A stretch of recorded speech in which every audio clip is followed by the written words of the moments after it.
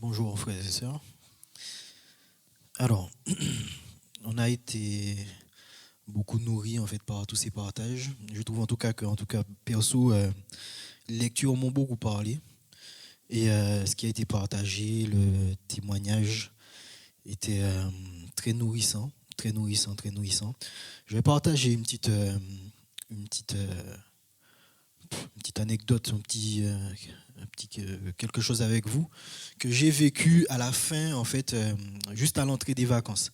On a eu notre lecture, excusez-moi, on a eu notre lecture en fait avec la cellule loisirs et ceux qui chantaient pour ceux qui étaient au barbecue. Ceux qui étaient au barbecue, en fait, voilà, il y a une petite cellule de chant et la cellule loisirs. Donc on fait notre relecture tous ensemble après, ok. D'ailleurs, le barbecue était très bien pour ceux qui n'étaient pas là. Je ne veux pas vous dégoûter, mais voilà. Donc voilà. Donc ce que j'ai vécu en fait avant, quand on est sorti, juste avant en fait, du moins la relecture, on a pu prendre la messe. J'ai pris la messe avec mon épouse et je crois que Nina. Et en fait pendant la messe, j'ai eu une image clairement et cette image était claire en fait dans mon cœur. Au moment de l'Eucharistie, je vois en fait comme si je suis en train de marcher et je marche et il y a le Christ à côté de moi. Comme si, comme si moi, je me vois en train de marcher, je suis derrière moi et je vois en fait deux personnes comme deux amis qui marchent en fait. Et au début, je ne comprends pas vraiment, je me vois et je vois le Christ marcher à côté de moi, mais comme si c'est naturel en fait. Et du moins plutôt comme si ça devrait être naturel. Et c'est là que je me rends compte en fait que il me manque quelque chose. Je me suis rendu compte qu'il me manquait quelque chose. C'est cette proximité en fait avec le Christ, notre Seigneur Jésus-Christ. On parle beaucoup de Jésus, on prononce beaucoup le nom de Jésus, mais on a beau être au service, faire beaucoup de choses, se venir ici le samedi et puis voilà, arranger des chaises, faire des vidéos, exhorter des gens, il n'y a pas de souci, faire des barbecues, ok. On fait beaucoup de choses, mais comme si en fait le Seigneur me disait là à ce moment-là, ok, c'est bien, tu fais beaucoup de choses et tu essayes de les faire bien, mais est-ce que tu es comme ça avec moi en fait? Est-ce que tu marches avec moi? Est-ce que je suis à tes côtés en fait? Ou du moins, est-ce que tu me considères quand je suis à tes côtés? Ou est-ce que tu m'ignores au contraire? Et je me rendais compte en fait que j'étais au service, j'avais une relation du moins en fait avec mon service et pas vraiment avec Jésus-Christ en fait. Je me rendais compte que je travaillais en fait à faire les choses correctement à mon service, mais ma relation fraternelle d'ami de Dieu à homme, cette relation en fait aimante, je ne l'avais pas en fait avec mon Dieu, qui était Jésus-Christ. Comme si je sentais que le Seigneur me tendait une main en fait pour me dire, Loïc, je veux être ton ami en fait. Et je le reçois et je le partage avec vous parce qu'aujourd'hui, je me rends compte que c'est ce qui nous manque bien des fois en fait. Et ça m'a envoyé quand j'ai eu cette image-là en fait à la vie des saints, où on sentait que les saints en fait avaient une relation particulière. Ok, ils faisaient beaucoup de choses. Il y a des saints qui voilà passaient des heures et des heures à confesser, qui faisaient des miracles. Ok, il n'y a pas de souci, miracles, tout ça. On ressuscite des gens, je ne sais pas quoi. Voilà, plein de choses extraordinaires. Mais le problème, c'est pas les choses extraordinaires qui sont faites, les choses qui sautent aux yeux. Ce qui est important en fait, c'est cette relation, cette proximité là en fait avec le Christ. Cette proximité en fait qui fait que quand on marche, quand on se déplace, on n'a pas besoin de faire de grands discours, de parler, de remplir la tête des gens avec des paroles. On se rend compte en fait que on se dit mais attends, mais il y a quelque chose de plus chez lui. Il y a quelque chose qui l'accompagne. Et ça en fait, le Seigneur me dit mais Loïc, c'est ça que je veux en fait. C'est ça, je veux t'accompagner. Tout à l'heure, quelqu'un disait en fait, je crois que c'est Fabrice, Dieu nous poursuit de son amour. Dieu nous poursuit de son amour. J'ai un petit cousin qui est venu en France dernièrement et que j'aime beaucoup, et que on va dire qu'on n'arrive pas à savoir souvent au téléphone. OK? Et pourtant, on n'a rien l'un contre l'autre. Je sais qu'il m'aime énormément. Et je sais qu'il a besoin d'aide. Même quand on parle et quand on arrive en fait à échanger réellement, je sens qu'il a besoin de mon aide. Il me dit, il faut que tu m'aides, Loïc. Mais je me retrouve en fait à ne pas pouvoir l'aider parce que il n'ouvre pas son cœur en fait, clairement. Je me retrouve en fait à devoir effectivement essayer de l'appeler. Et je me plaignais à un moment, je me disais, mais attends, il faut que je l'appelle à chaque fois. C'est pas que ça me dérange, mais je veux pas te harceler, être tout le temps derrière toi, t'arracher en fait cette volonté en fait ou ce désir que tu as d'être aidé en fait. Je peux pas l'arracher de toi. Je peux pas te forcer en fait à te laisser aider alors que tu le choisis pas toi. Et je me rendais compte que quand je l'appelais, même quand je l'appelais, en fait, alors que ça faisait longtemps, alors qu'on est très proche, hein, on n'est pas loin, on est en région parisienne, je me rends compte que quand je l'ai au téléphone, même là, il a du mal en fait à s'ouvrir à moi et à me dire oui, Loïc, il y a ça qui ne va pas, Loïc, il y a ça qui ne va pas. Je me disais, mais c'est dommage. Et quand j'ai eu cette réflexion-là, je me rendais compte que je faisais la même chose avec Dieu, en fait. Je faisais la même chose avec le Christ. Le Christ était à côté de moi, le Christ est à côté de moi tout le temps. Et il attend en fait que je vienne vers lui pour lui dire, s'il te plaît, fais ça pour moi. S'il te plaît, qu'en penses-tu de ça? Quel chemin en fait tu me dis? Quel chemin tu me demandes de prendre? Qu'est-ce que tu me demandes de faire? Il attend que ça en fait. Mais moi, quand je viens dans ma prière, je viens le matin, je prie, je me mets à genoux. Bon, je pense dans 15 minutes, là, il faudra que j'aille me préparer parce que je suis à la bourre pour aller au travail. Là, j'ai telle chose à faire. J'ai toutes sortes d'autres choses. Ma vie est remplie, en fait, de toutes sortes d'autres choses. Mon cerveau est rempli de toutes sortes d'autres choses qui fait que je ne me laisse pas rejoindre, en fait, par le Christ. Je n'ouvre pas mon cœur, en fait, afin que le Christ puisse venir et y inscrire des choses, en fait, pour m'aider, pour m'alimenter, pour me fortifier et pour me faire comprendre qu'il est là, qu'il est tout puissant, il est à côté de moi et qu'il va m'aider en fait. Et je viens à ma prière, je prie et je sors de ma prière comme je suis rentré en fait. Il y a une chose qui est particulière en fait avec la prière, c'est avec la rencontre avec le Christ, c'est que quand on en sort en fait, le Seigneur change nos cœurs. C'est au tout début, je crois, c'est Nina qui parlait de changer l'eau en vin. Quand on arrive, le Seigneur, en fait, nous aime tellement qu'il ne peut pas nous laisser repartir. Donc, quand on va prier et puis qu'on ressort avec les mêmes rancœurs, avec les mêmes, la même colère, en fait, pour son collègue, le même manque d'amour, en fait, pour un tel qui lui a fait ci ou qui m'a fait ça, eh bien, au final, en fait, ça veut dire que ça ne servait à rien, en fait, de s'agenouiller, en fait. Ça ne servait à rien, on a perdu notre temps. Et on s'enorgueille des fois de se dire, bon, ok, je prie, je vais à la messe tous les dimanches, je vais à Vie et Partage, ok, c'est bien. La famille, je vous félicite d'être ici, vous avez fait l'effort, le Seigneur vous a donné la grâce, je pense que vous avez été tous convaincus, vous avez collaboré en fait avec la grâce de Dieu pour être ici présent. Ok? Big up, comme on dit. Ouais. Mais si vous requittez, vous repassez cette porte comme vous êtes entré, ça n'a servi à rien. Tout à l'heure, il y aura des frères et des sœurs qui vont commencer à prier. On aura des trucs sur le cœur. Il y a des choses. Vous aurez aussi des choses sur le cœur.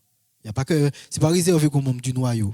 Okay? L'Esprit Saint nous a tous été donné. C'est le même Esprit Saint. On n'a pas l'Esprit Saint de Christophe, l'Esprit Saint de Fabrice, l'Esprit Saint de Loïc. C'est le même Esprit Saint qu'on a reçu en fait à notre baptême. Donc vous aussi, vous recevez des choses dans le cœur. Ok? La différence, c'est qu'il faut le croire déjà premièrement et l'accepter. Et accepter et croire en fait ce qu'on reçoit dans le cœur, c'est accepter que le Christ est là en fait comme un ami, et puis il est là et puis il nous parle, il nous rassure, il apaise notre cœur, il y met des choses en fait pour qu'on ne repasse pas la porte comme on est rentré. C'est très important ça. On est venu ici, on se déplace. Il ne faut pas que ça soit de l'énergie gaspillée. Je vois, c'est Fabrice tout à l'heure, je crois qu'il disait, oui, c'est Fabrice, tu as dit beaucoup de choses. Je crois que c'est la chemise qui avait ça. On a dit beaucoup de choses. Fabrice a dit tout à l'heure, Fabrice a dit, du coup j'en ai oublié, j'ai oublié. Ouais, je vois que... Fabrice a dit tout à l'heure effectivement que on passe notre semaine en fait sans la présence de Dieu. Donc forcément quand on vient ici, on a du mal à se connecter. OK? Et je me rends compte que c'est vrai. Quand je passe une semaine en fait sec à ne pas en fait me laisser transformer en fait par le Christ, à ne pas me mettre en présence du Christ, parce qu'il s'agit de ça, se mettre en présence du Christ. Quand on passe une semaine en fait débordé par tout ce qu'on a à faire, excusez-moi, par la fatigue, par ci, par ça, et puis que fait, on arrive, il faut aller à la messe le dimanche, on arrive mais on y va au reculons. Et puis on se dit, waouh, le prêtre parle, maman. Puisque le prêtre parle aujourd'hui. Hein. Et puis on se dit, voilà, on a envie que ça se termine. Parce que déjà, c'est dimanche, on a envie de rester dans notre lit. Et puis quand on y va, eh ben, on a envie de rentrer parce que c'est déjà l'heure de manger. Et on pense qu'à ça. Et on n'est pas connecté en fait avec ce que Dieu en fait a à nous donner concrètement. Et on ne se laisse pas transformer encore une fois. Il ne s'agit pas d'avoir un service, la famille, une relation de religieuse sèche. Il s'agit en fait d'avoir une amitié, une proximité avec le Christ. Le Christ, c'est ton ami, mon frère, ma soeur. Le Christ, c'est notre ami en fait. C'est notre Dieu, mais qui s'est fait homme et ami en fait de notre cœur. On a tendance à oublier ça en fait. Et on a tendance à parler, s'adresser à un Dieu en bois. Ok? On a tendance à s'adresser à un Dieu en bois. Mais on sait, on sait qu'un Dieu en bois ne peut rien faire pour toi. Si je prie le caron, je ne vais pas espérer grand-chose que le caron me donne quoi que ce soit. Je sais que le caron ne pourra rien faire. C'est du bois.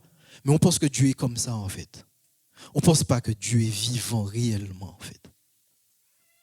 On ne pense pas qu'il est vivant réellement. Et même, j'irai jusqu'à dire qu'on a peur, en fait.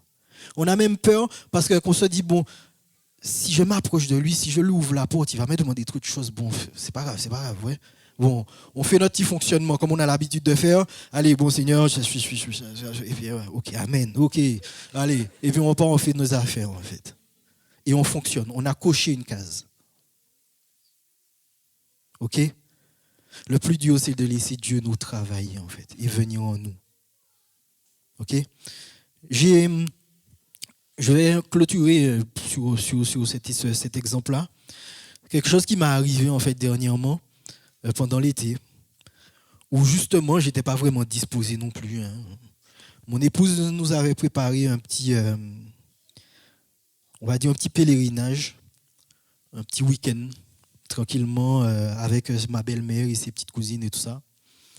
Et moi, je n'ai pas eu de vacances, en fait, pendant l'été. Là, je n'ai pas vraiment eu de vacances, on peut dire ça comme ça. Donc, j'étais un peu exténué, bon, j'étais un peu saoulé. Je me disais, wow, ça me saoule d'aller au travail, tout le monde, voilà, c'est l'été. J'ai envie d'avoir des vacances, en fait.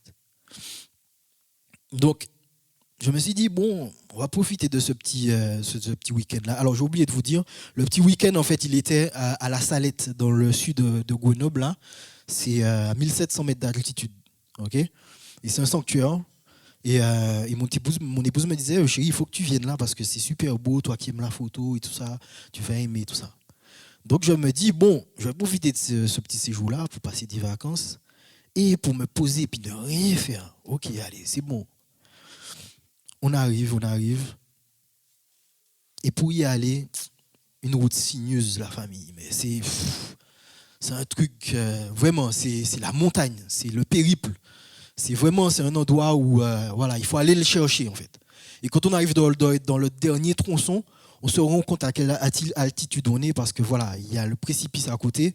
On est en voiture, mais on n'est pas tranquille, hein, parce qu'il n'y a pas de glissière de sécurité. Voilà. Et plus j'y vais, plus je vais, je me dis, mais attends. Je sens que je monte là la fleur au fusil en touriste, mais en vrai touriste.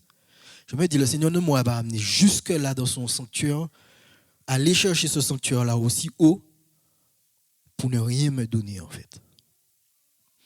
Quand je suis arrivé tout en haut du sanctuaire, j'étais toujours en mode touriste.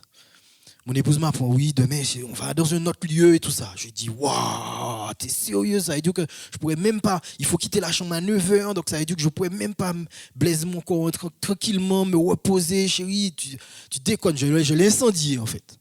Je l'ai incendié, je me suis dit, waouh, je commence à râler, à pester. Et je sens que quand je peste, que je ne suis pas dans l'état que Dieu me veut. Bizarrement, je sens que je ne suis pas dans une bonne condition, mais bizarrement, je sens à côté de ça que j'arrive pas en fait à faire autrement. Il faut que je râle. Il faut que je déverse ce que j'ai à déverser. Et voilà. J'ai dit, bon chérie, je vais aller vous promener, je vais me poser 20 minutes. Et puis voilà. Avant de me reposer, j'ai pris un petit temps de prière. J'ai dit, Seigneur, je suis conscient que mon cœur n'est pas dans un bon état. Je suis conscient vraiment que je n'ai pas reproché tout ça à mon épouse. Elle voulait prendre un petit temps. Elle voulait me faire découvrir ça avec moi et tout ça. Seigneur, dispose mon cœur autrement parce que tu vois comment je suis. Et puis mon petit temps de sommeil, je me suis réveillé 20 minutes après. 9. Mon épouse est arrivée dans la chambre. Je lui ai demandé pardon. Parce que voilà. Et à ce moment-là, en fait, mon cœur a commencé à s'ouvrir. J'ai commencé à sentir qu'il fallait que j'aille à la messe le soir. Que le lendemain matin, il fallait que je me réveille tôt. Je sentais que le Seigneur esquivait des choses dans mon cœur, que je me réveille tôt, malgré que j'étais en mode de vacances, soi-disant, et que je me laisse conduire là où le Seigneur voulait m'amener pour pouvoir en fait prendre un temps de prière. Je suis allé à la messe le soir, une messe magnifique. La messe était en 2 langues, en 3 même. Franchement, j'ai vécu un instant en fait très nourrissant. Le lendemain matin, je me suis réveillé à 5h30. Je me suis laissé conduire à un endroit en fait sur une montagne. Et là, je ne sais pas qui est-ce qui disait en fait dans sa parole, ouais, que le Seigneur, c'est lui qui a fait le ciel et tout ça, et qu'il donne des cadeaux. Et là, en fait, moi qui suis amateur de photos et de belles choses de la nature et tout ça, j'arrive sur une colline, je vois une croix, une énorme croix, et j'ai toute la vallée devant moi en fait. Et là, le soleil se lève sur cette vallée-là avec une espèce de brume en bas. Et je comprends à ce moment-là que c'est là que le Seigneur voulait m'amener et me faire ce cadeau-là. Pour me dire, voilà, tu t'es laissé conduire par moi. Déjà, voilà, tiens. À un moment donné, le Seigneur m'a dit, bon, maintenant c'est fini. Parce que la vraie merveille, là, c'est moi maintenant. Ferme les yeux et prie. Et je sens que le Seigneur me dit, Loïc, je veux que tu te dépouilles. Je veux que tu sois libre maintenant de me servir. Je veux que tu te rendes compte que tu n'es pas fait pour ce monde, que nous ne sommes pas faits pour ce monde. Pour construire, pour gagner, pour chérir des choses ici. Parce que c'est dans le ciel qu'il y a tout. Et qu'à être accroché en fait à des choses, à avoir peur de perdre les choses, on devient enchaîné par ces choses. Et elles nous empêchent d'avancer. Ça fait écho par rapport à tout à l'heure, l'une des sœurs qui disait, ou je ne sais pas, qui parlait de l'épreuve qui arrive, même quand on a choisi en fait le Christ. Quand on a choisi le Christ, qu'on essaie de faire sa volonté, eh bien on voit qu'il y a des erreurs quand même, qu'il y a des épreuves aussi qui nous tombent dessus. Oui, ça fait partie du jeu. Ça fait partie du jeu. Pourquoi ? Parce qu'on n'est pas là en fait pour éviter les épreuves. On est là pour arriver au ciel. Et le Seigneur permet en fait que le chemin en fait pour y arriver soit fait à la mesure de notre besoin de sanctification. Donc les épreuves sont faites pour notre sanctification également. Le Seigneur est déjà tout prévu en fait pour nous. Mais notre problème, c'est que nous sommes sourds. Et que même quand nous pensons en fait prier Dieu, nous prions des morceaux de bois. Ok ? La famille, laissons-nous rejoindre par le Christ afin qu'il nous transforme Afin que quelle que soit l'épreuve que nous allons rencontrer, nous soyons plus forts que cette épreuve parce que nous appuyons sur la constance que Dieu nous aime et qu'il a déjà prévu le ciel pour nous et qu'il a déjà prévu même dans nos épreuves comment nous serons plus grands en fait pour ce ciel en question. Amen. Amen.